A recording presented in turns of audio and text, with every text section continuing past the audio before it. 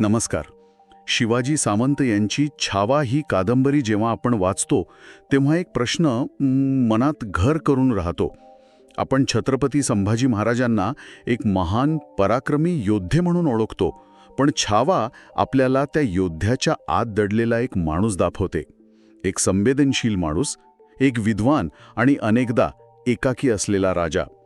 आज आपण छावामधील काही निवडक पण अत्यंत प्रभावी प्रसंगांच्या आधारे संभाजी महाराजांच्याच याच गुंतागुंतीच्या व्यक्तिमत्वाचे पदर उलगडून पाहणार आहोत.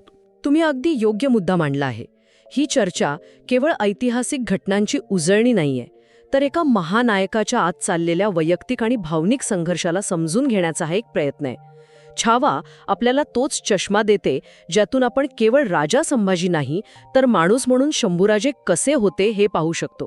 त्यांच्या शौर्याच्या पलीकडे जाऊन त्यांच्या वेदनेपर्यंत पोहोचण्याचा हा एक मार्ग आहे असं मला वाटतं. बरोबर. चला तर मग या प्रवासाची सुरुवात त्यांच्या बालपणापासून करूया. त्यांच्या जन्मापासूनच एका विलक्षण प्रसंगाने सुरुवात होते. प्रतापगडाच्या तटबंदीचं काम सुरू असताना एक स्वयंभू शिवलिंग सापडतं. आणि मला ही गोष्ट खूपच विशेष वाटली, कारण नुकतंच बाळराजांचं नाव शंभू ठेवलेलं असतं आणि हा असा योगायोग.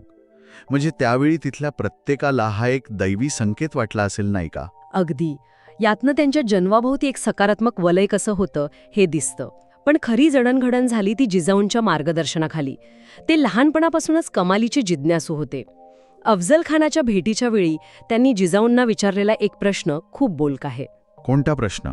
ते विचारतात की आबा खानाला भेटीला गेलेत, मग त्याला घेऊनच का नाहीये तिकडे? एका लहान मुलाच्या मनात आलेला हा प्रश्न त्याची राजकीय समज किती लवकर विकसित होत होती हे दाखवतो. बरोबर. औपचारिक शिक्षणापेक्षा त्यांना परिस्थितीत जास्त शिकवत होती. तुम्ही म्हणताय की त्यांचं शिक्षण हे पुस्तकी नव्हतं, तर अनुभवावर आधारित होतं. राजगडावरच्या 18 कारखान्यांचा उल्लेख येतो, जिथे ते सगळं कामकाज अगदी जवळून पाहायचे. हो, आणि हे कारखाने काही साध्या कार्यशाळा नव्हत्या. ते एका सुनियोजित प्रशासनाचं हृदय होतं. टांगसाळ, शस्त्रागार, दफ्तरखाना, खजिना या सगळ्या विभागांचं काम पाहून लहानग्या शंभूराजांना राज्यकारभाराचं प्रत्यक्ष प्रशिक्षण मिळत होतं. आणि याच काळात त्यांचं आणि शिवाजी महाराजांचं नातंही आकार घेत होतं. प्रतापगडावरच्या देवीच्या गोंधळाचा प्रसंग तर खूपच भावनिक आहे. बाप, लेक, राजा आणि युवराज ही सगळी बिरुद बाजूला ठेवून दोघांनीही साधा गोंधळ्याचा वेश धारण केला होता. तो एक खरंच खूप सुंदर क्षण आहे. तो राजा आणि युवराज या नात्यापलीकडचा एका पित्याचा आणि पुत्राचा सहज भाव दाखवतो. पण हे नातं केवळ भावनिक नव्हतं. शिवाजी महाराज त्यांना एक शासक म्हणून जाणीवपूर्वक घडवत होते. त्यांनी संभाजी राजांना शिक्काधारी केलं, ही खूप मोठी गोष्ट होती. अच्छा, शिक्काधारी या संकल्पनेबद्दल जरा विस्ताराने सांगाल का? याचा नेमका अर्थ काय होता? नक्कीच. शिक्काधारी होणं स्वतःच्या नावाने शिक्के मारण्याचा, स्वतःच्या सहीने फरमाने काढण्याचा आणि न्यायनिवाडे करण्याचा संपूर्ण अधिकार मिळणं. एका अर्थाने शिवाजी महाराजांनी त्यांना राज्यकारभाराचा सराव करण्यासाठी एक सुरक्षित जागा दिली होती. यात खरी सत्ता होती आणि खऱ्या जबाबदाऱ्याही होत्या. आणि याच जबाबदारीची जाणीव त्यांना एका प्रसंगातून झाली सुद्धा. त्यांनी एका व्यक्तीला कुलकर्णीपणाचा हक्क दिला, पण नंतर कळलं की त्यावर दुसऱ्याचा कायदेशीर हक्क होता. तेव्हा शिवाजी महाराजांनी त्यांची चूक समजावून सांगितली. हो, आणि ती केवळ चूक नव्हती, तो न्यायाचा एक मोठा धडा होता. शिवाजी महाराजांनी त्यांना शिकवलं की राजाचा शब्द अंतिम असतो, पण तो न्यायाच्या कसोटीवर टिकला पाहिजे. यातून त्यांचं नातं किती प्रगल्भ होतं हे दिसतं. मला वाटतं त्यांच्या मनावर सगळ्यात खोलवर परिणाम करणारी घटना लहान वयात औरंगजेबाचं ते फरमान स्वीकारण्याचा प्रसंग. कादंबरीत हा प्रसंग इतक्या विस्ताराने येतो की वाचणाऱ्याच्याही काळजाचा ठोका चुकतो. हो, एका लहान मुलावर हे किती मोठं ओझं असेल. आणि सावंत यांनी तो प्रसंग नेताजी पालकरांच्या नजरेतून मांडलाय, ज्यामुळे तो अधिकच प्रभावी होतो. नेताजी त्या लहानग्या राजपुत्राला समजावण्याचा प्रयत्न करतात, पण त्यांची स्वतःची घुसमट त्यात दिसते की नाही? ते म्हणतात, 3 येळा करायचा मुजरा, आई अंबेचा योग, मासाहेबांचा योग आणि राजासाठी योग मानून करावा. गुडघे टेकावं ते पुरंदराकडे बघत थोरल्या राणीसाहेबांसाठी टेकावं. काय हतबलता आहे ही! एका स्वाभिमानी सरदाराला आपल्याच राजाच्या मुलाला शत्रूसमोर वाकायला सांगावं लागतंय. अगदी. आणि त्या प्रसंगातील मला सर्वात भेदक वाटणारी गोष्ट तो मातीचा डाग. हो, जेव्हा संभाजीराजे गुडघे टेकून उठतात तेव्हा त्यांच्या पांढऱ्या शुभ्र जाम्यावर ते मातीचे डाग लागलेले असतात. तो फक्त कपड्यावरचा डाग नाहीये. सावंत यांनी तो तपशील निवडून एक जबरदस्त प्रतीक तयार केलंय. नेताजींच्या मनात विचार येतो की ते डाग जामा धुतला तरी कधीच जाणार नव्हते. तो डाग म्हणजे बालपणीचं मनावर कोरला गेलेला अपमानाचा व्रण आहे. आणि तो त्यांच्या स्वाभिमानावरचा हल्ला आहे जो पुढे त्यांच्या प्रत्येक मुघलविरोधी निर्णयातून आपल्याला दिसत राहतो. बरोबर. ही केवळ एक राजकीय घटना नाही, तर त्यांच्या व्यक्तिमत्वाला आयुष्यभरासाठी आकार देणारा तो एक क्षण आहे. पण यानंतरचा एक टप्पा त्यांच्या आयुष्यावर कायमचा ठपका ठेवून गेला. संभाजी महाराज मोगल सरदार दिलेर खानाला जाऊन मिळाले. इतिहासात या घटनेकडे नेहमी संशयाने पाहिलं जातं. हा सरळ सरळ विश्वासघात होता की यामागे काहीतरी वेगळं राजकारण होतं? हाच त्यांच्या आयुष्याचा सर्वात विवादास्पद अध्याय आहे. याला केवळ विश्वासघात म्हणणं खूप सोपं होईल, पण त्यामागे कौटुंबिक आणि दरबारी राजकारणाची एक मोठी किनार होती. असं आहे की त्यांची सावत्र आई सोयराबाई आणि दरबारातील एक मोठा गट तो स्वतःचा मुलगा राजाराम याला वारस म्हणून पुढे आणण्याचा प्रयत्न करत होता. अच्छा, म्हणजे घरातूनच विरोध होता. हो, आणि संभाजी राजांसारख्या स्वाभिमानी आणि कर्तबगार युवराजाला स्वतःच्याच दरबारात सतत डावललं जाणं हा एक मोठा अपमान होता. त्यामुळे मोगलांना तात्पुरतं मिळून स्वतःचं सामर्थ्य सिद्ध करण्याचा आणि वडिलांवर दबाव आणण्याचा हा एक टोकाचा राजकीय डाव असू शकतो. म्हणजे हा एक प्रकारचा राजकीय स्टेटमेंट होता. पण तिथे गेल्यावर त्यांना पश्चात्ताप झाला आणि ते स्वराज्यात परत आले. पुरंदरच्या तहानंतर अवघ्या 9 वर्षांच्या शंभूराजांना मिर्झाराजे जयसिंगांकडे ओलीस म्हणून राहावं लागलं. विचार करा, 9 वर्षांच्या मुलासाठी हा किती मोठा मानसिक आघात असेल. आपल्याच राज्यातून शत्रूच्या गोटात जाऊन राहणं हे त्यांच्या आयुष्यातलं पहिलं मोठं राजकीय वादळ होतं. आणि यानंतर लगेचच घडलेला आग्र्याहून सुटकेचा प्रसंग. हो, मिठाईच्या पेटाऱ्यातून निसटण्याची गोष्ट तर सगळ्यांनाच माहीत आहे. पण या घटनेने त्यांना लहान वयातच मोगलांचे डावपेच आणि त्यातून मार्ग काढण्याची कला शिकवली असेल, नाही का? अगदी. यानंतर शिवाजी महाराजांच्या मृत्यूनंतर तर परिस्थिती आणखीनच बिकट झाली. हो, शिवाजी महाराजांच्या मृत्यूनंतर रायगडावर सत्तेसाठी संघर्ष सुरू झाला. आणि या सगळ्याचा स्फोट झाला तो शिवाजी महाराजांच्या निधनानंतर. रायगडावर जे काही घडलं ते वाचताना आजही विश्वास बसत नाही. म्हणजे ज्या मंत्र्यांनी महाराजांसोबत स्वराज्य उभं केलं तेच त्यांच्या मुलाच्या विरोधात कट रचत होते. हो, तो त्यांच्या आयुष्यातील सर्वात मोठा विश्वासघात होता. मोरोपंत पिंगळे, अण्णाजी दत्तो यांसारख्या ज्येष्ठ आणि विश्वासू मंत्र्यांनी रामराजांना गादीवर बसवण्याचा घाट घातला. संभाजी महाराजांना कैद करण्याची योजना आखली होती. विचार करा, पिता गमावल्याच्या दुःखापेक्षाही मोठा धक्का आपल्याच माणसांनी केलेल्या या फितुरीचा बसला असेल. नक्कीच. अशा वेळी हंबीरराव मोहितेंसारखा मामा त्यांच्या पाठीशी खंबीरपणे उभा राहिला. ही त्यांच्यासाठी खूप मोठी गोष्ट होती. हंबीररावांनी तो कट उधळून लावला नसता तर कदाचित इतिहास वेगळा असता. राजारामांना गादीवर बसवण्याचे प्रयत्न झाले. अशा अत्यंत अस्थिर परिस्थितीत संभाजीराजांनी पन्हाळ्यावरून रायगडावर येऊन स्वतःला छत्रपती म्हणून घोषित केलं. ही त्यांची राजकीय इच्छाशक्ती आणि प्रसंगावधान दाखवणारी कृती होती. तर अखेर त्यांचा राज्याभिषेक झाला.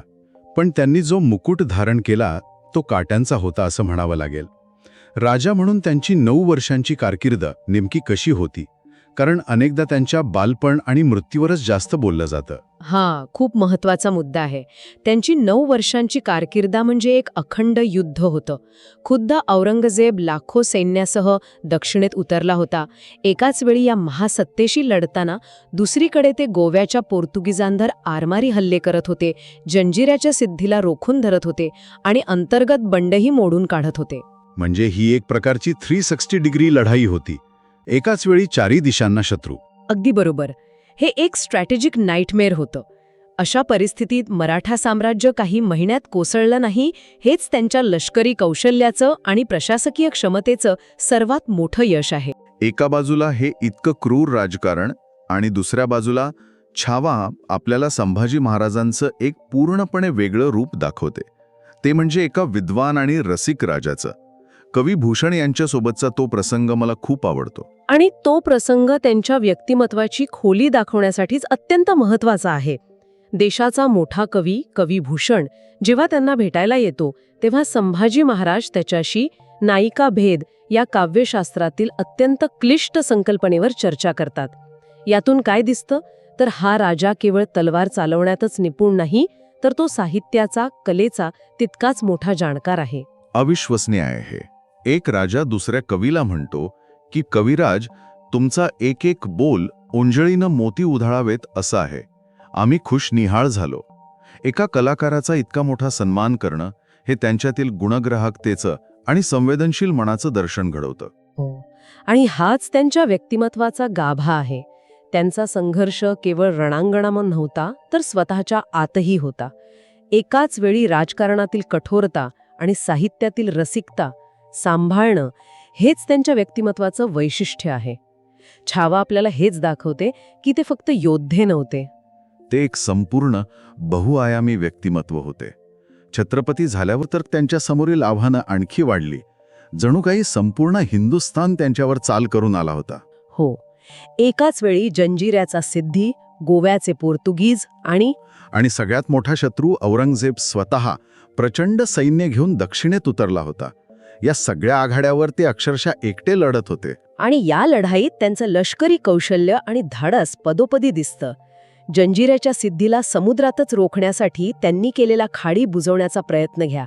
हा प्रयत्न पूर्ण यशस्वी झाला नाही, पण त्यामागची कल्पना, ते धाडस विलक्षण होतं. समुद्रावर पूल बांधून किल्ला जिंकायचा विचार त्या काळात करणं हेच त्यांच्या दूरदृष्टीचं लक्षण आहे. पण या सगळ्या शौर्याला, पराक्रमाला अखेरीस नजर लागली ती पुन्हा एकदा विश्वासघाताची. संगमेश्वर त्यांच्या आयुष्यातील सर्वात दुःखद आणि काळीज पिळवटून टाकणारी घटना. आणि तोही घात त्यांच्या जवळच्या नात्यातल्या माणसाने, मेहुण्याने केला, गणोजी शिर्के. छावामध्ये तो अटकेचा प्रसंग इतका हृदयद्रावक आहे की ते वर्णन वाचताना अंगावर काटा येतो. घात झालाय, हत्यार घ्या नि बाहेर पडा असं म्हणत त्यांचे मोजके मावळे शेवटच्या श्वासापर्यंत लढले. हो, रायाप्पा आणि अंताजी. पण शत्रू संख्येने खूप जास्त होता. फितुरीमुळे ते पूर्णपणे गाफील होते. आणि मग त्यांना कैद करून औरंगजेबासमोर बहादूरगडावर नेण्यात आलं. तो प्रवास, ती विदूषकी पोशाखात काढलेली धिंड, लोकांकडून झालेली दगडफेक, हे सगळं सहन करणं किती कठीण असेल. अत्यंत कठीण. पण त्या अपमानास्पद अवस्थेतही त्यांच्या अंगावर एकच राजचिन्ह शिल्लक होतं, जे त्यांच्या स्वाभिमानाचं प्रतीक होतं. शिवाजी महाराजांनी त्यांच्या गळ्यात घातलेली 64 कवड्यांची भवानी माळ. हो, सावंत यांनी या तपशिलावर खूप जोर दिला आहे. कारण बाकी सर्व काही हिरावून घेतलं होतं, राजवस्त्र, शस्त्र, अधिकार. पण पित्याने दिलेला तो वारसा, तो आशीर्वाद त्यांच्या गळ्यात कायम होता. तोच जणू त्यांना त्या अमानुष परिस्थितीतही ताठ मानेने उभं राहण्याचं बळ देत होता. आणि मग त्यांचा तो शेवटचा प्रवास तुळापूर वढू येथे संपला. औरंगजेबाने त्यांच्यासमोर धर्म बदलण्याची अट ठेवली. छावामध्ये त्या शेवटच्या क्षणांचं चित्रण खूप प्रभावी आहे. हो, या अटींना संभाजीराजांनी दिलेलं उत्तर इतिहासात अजरामर झालंय. ते उत्तर त्यांच्या स्वाभिमानाचं आणि धैर्याचं प्रतीक आहे. त्यांनी औरंगजेबाला म्हटलं, ज्या बापाला कैदेत टाकून भावांच्या रक्ताने हात माखले, त्या तुझ्यासारख्या पातशहाची आम्ही पर्वा करत नाही. हे शब्द ऐकून औरंगजेब पार हादरला. त्याच्या संपूर्ण आयुष्यात कुणीही त्याच्या डोळ्यात डोळे घालून असं बोलण्याची हिंमत केली नव्हती. यानंतर त्यांच्यावर जे अमानुष अत्याचार झाले त्याचं वर्णन करणंही कठीण आहे. या शेवटच्या क्षणी कवी कलश यांनी रचलेली कविता, ती त्यांच्या मैत्रीचं आणि निष्ठेचं प्रतीक आहे. हो, कवी कलश यांनी त्यांच्या शेवटच्या क्षणीही संभाजीराजांची स्तुती केली. ते म्हणाले, राजन हो तुम सांचे खूप लढे, तुम जंग, तू तप तेज निहार के तखत तजत औरंग. याचा अर्थ आहे, हे राजा, तुम्ही खूप शौर्याने लढलात. तुमचं तेज आणि तप पाहून औरंगजेब स्वतःचं सिंहासन सोडून देईल. मृत्यूसमोर असताना आपल्या राजावरची ही श्रद्धा अकल्पनीय आहे. शेवटी औरंगजेबाच्या हुकमावरून त्यांचे डोळे काढण्यात आले आणि अत्यंत निर्घृणपणे त्यांची हत्या करण्यात आली. त्यांनी मृत्यू स्वीकारला, पण धर्म आणि स्वाभिमान सोडला नाही. त्यांच्या मृत्यूने मराठा साम्राज्याला मोठा धक्का बसला, पण त्यांच्या बलिदानाने मराठ्यांमध्ये एक नवी ज्योत पेटवली, जी पुढची अनेक वर्ष धगधगत राहिली. इथे एका गोष्टीचा उल्लेख करणं खूप महत्वाचं आहे. येसूबाईंच्या भूमिकेचा. अगदी येसूबाईंच्या भूमिकेचा. संभाजी महाराजांच्या अटकेनंतर त्या खचल्या नाहीत. त्यांनी रायगडाची आणि स्वराज्याची जबाबदारी अत्यंत समर्थपणे सांभाळली. बरोबर. आणि संभाजी महाराजांच्या मनातही त्यांच्याविषयी किती काळजी होती हे त्यांच्या एका विचारातून दिसतं. जेव्हा त्यांना कळतं की गणोजी शिर्के यांनीच फितुरी केली, तेव्हा त्यांच्या मनात स्वतःच्या अटकेपेक्षाही मोठा विचार येतो, तो येसूबाईंचा. ते विचार करतात, आता रायगडी गेल्यावर येसूबाईंना कसं सांगायचं, त्यांच्या पाठराख्या भावांना फसून जावं लागलं. हा विचार त्यांच्यातील एका पतीचं, एका कौटुंबिक माणसाचं दर्शन घडवतो. आणि याचमुळे कादंबरीच्या शेवटी येणारा तो प्रश्न अधिकच महत्वाचा वाटतो. लेखक त्यांच्या मनातले विचार मांडतात. राजा एकटा असतो, पण इतका? हा एक साधा प्रश्न नाहीये, ते त्यांच्या संपूर्ण आयुष्याचं सार आहे. बालपणीच्या अपमानापासून ते दरबारातील राजकारणापर्यंत, रणांगणावरील संघर्षापासून ते जवळच्या माणसांनी केलेल्या विश्वासघातापर्यंत, प्रत्येक टप्प्यावर ते एकाकीच लढत राहिले. खरंय. छावा कादंबरीतून समोर येणारे संभाजी महाराज हे केवळ एक पराक्रमी योद्धे नाहीत, तर एक विद्वान, एक संवेदनशील पुत्र, पती आणि पिता आहेत, जे परिस्थिती आणि विश्वासघाताच्या चक्रात सापडले. त्यांचं आयुष्य ही शौर्य, त्याग, विद्वत्ता आणि एका प्रचंड मोठ्या संघर्षाची गाथा आहे. आजच्या या चर्चेनंतर एक विचार खरंच मनात घोळत राहतो. छावामध्ये वर्णन केल्याप्रमाणे विचार करा, एका बाजूला स्वराज्याची प्रचंड मोठी जबाबदारी, एकाच वेळी अनेक शत्रूंची लढा देण्याचं लष्करी दडपण, आणि दुसऱ्या बाजूला आपल्याच घरातले, आपल्या रक्ताचे जवळचे लोक तुमच्या विरोधात कट करत आहेत, तुमचा विश्वासघात करत आहेत. या दोन्ही गोष्टी एकाच वेळी सांभाळताना एखाद्या व्यक्तीच्या मनावर काय ओझं असेल, त्या व्यक्तीची मानसिक अवस्था काय असेल, हा विचार प्रत्येकाला अंतर्मुख करणारा आहे. तर संभाजी महाराजांचं आयुष्य म्हणजे शौर्य, संघर्ष, विद्वत्ता आणि नाट्यमय घटनांनी भरलेला एक महाग्रंथ आहे. एक राजा जो रणांगणावर जेवढा कुशल होता, तेवढाच तो लेखणीचाही धनी होता. आणि यातला सर्वात महत्वाचा धडा हा आहे की औरंगजेबाने एका अनपेक्षित परिणामाला जन्म दिला. त्याला वाटलं की राजाला संपवून तो स्वराज्य सहज जिंकेल, पण त्याने राजाला मारून एका हुतात्म्याला जन्म दिला. त्याने राज्याचं मस्तक छाटलं, पण मराठ्यांच्या अस्मितेला लढण्यासाठी एक असं कारण दिलं, ज्याभोवती ते पुढची 2 दशकं एकजुटीने लढले. आणि याच लढाईने औरंगजेबाचं साम्राज्य पोखरून काढलं. म्हणजे इथला मुख्य मुद्दा फक्त संभाजी महाराजांच्या बलिदानाचा नाही, तर औरंगजेबाच्या एका मोठ्या चुकीचा आहे. आणि हीच गोष्ट आजच्या चर्चेंती विचार करायला लावते. औरंगजेबाने संभाजीराजांचा देह संपवला, पण त्यांच्या मृत्यूने जो विचार पेरला, त्यानेच मराठ्यांमध्ये अशी एकजूट घडवली जी स्वतः औरंगजेबाला कधीच संपवता आली नाही. एका राजाचा अंत एका नव्या युद्धाची सुरुवात तर ठरला नाही ना. यावर विचार करायला नक्कीच जागा आहे. पुढच्या वेळी भेटूया एका नव्या विषयाच्या सखोल विश्लेषणासह.